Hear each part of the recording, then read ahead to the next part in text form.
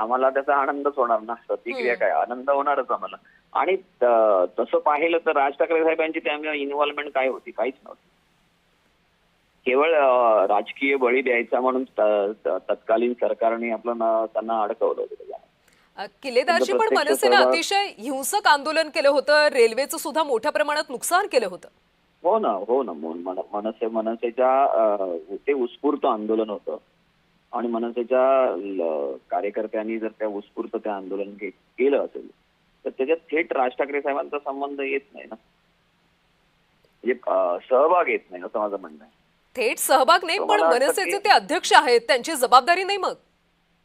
नाही एक लक्षात घ्या की जे काही आंदोलन झालं ते कोणासाठी झालं?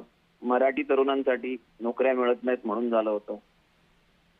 नोकऱ्या बाहेरची लोक पटकावतात, मराठी स्थानिक जे भूमिपुत्र आहेत त्यांना नोकऱ्या मिळत नाहीत, यासाठी ते आंदोलन होतं. आणि तो विषय जर पक्षाने मांडला असेल आणि त्याच्यावर जर उत्स्फूर्त प्रतिक्रिया येत असतील तर त्याला थेट सहभाग नाही म्हणता येत ना. पण किल्लेदारजी, हे प्रकरण ते आंदोलन जे आहे ते आंदोलन महाराष्ट्र नवनिर्माण सेनेनेच केलं होतं, त्यात काही दुमत नाही. किल्लेदारजी, खरं तर प्रकरण खूप रेंगाळलं असं आपल्याला म्हणता येईल, कारण न्यायालयीन प्रक्रिया अतिशय आता 20 वर्ष त्या घटनेला होत आली आणि आता त्याचा निकाल लागला. हे असंच असतं ना. आमच्यावर देखील अनेक केसेस होत्या, आमच्या बऱ्याचशा पदाधिकाऱ्यांवर, कार्यकर्त्यांवर. त्या खटले हे संपवायला आपल्या न्यायालयीन जे काय तुंबलेले सगळं प्रकरण आहेत त्याच्यामध्ये 12, 13, 14, 15, 20 वर्ष लागतात. आता त्याला हा जो न्याय व्यवस्थेचा जो काही आपला एकंदर प्रक्रिया आहे, प्रक्रिया कशी फास्ट ट्रॅकवर घेता येईल या दृष्टीने सरकारने प्रयत्न करायला हवेत खरं तर. आता या पण ते होताना दिसत प्रकरणातून नाहीत. किल्लेदारजी, या आणि काय प्रकरणातून राज ठाकरे यांची निर्दोष मुक्तता झाली, मात्र परप्रांतीयांच्या विरोधात तुमचा लढा पुढच्या काळातही असाच सुरू राहील का?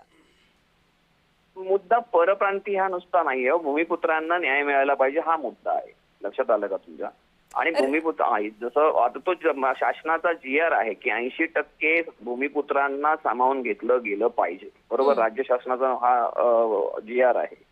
तर केंद्र शासनाने देखील ह्या सगळ्या गोष्टीचा विचार करायला हवा ना, की तुम्ही जर तुम्ही भाषावर प्रांत रचना करता तर तिथल्या भूमिपुत्रांना प्रथम प्राधान्य मिळायला हवं केंद्रीय आस्थापनांमध्ये सुद्धा. यासाठी सरकारने इनिशिएट करायला हवं आणि सरकार जोपर्यंत इनिशिएट करत नाही तोपर्यंत हा मुद्दा आम्ही पक्षाच्या वतीने सुरुवातीपासून लावून धरलेला आहेच आणि तो तसाच लावून धरला जाईल.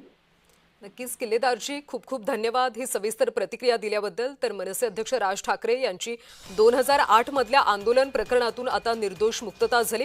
मनसेनं रेल्वे भरती संदर्भात आंदोलन केलं होतं.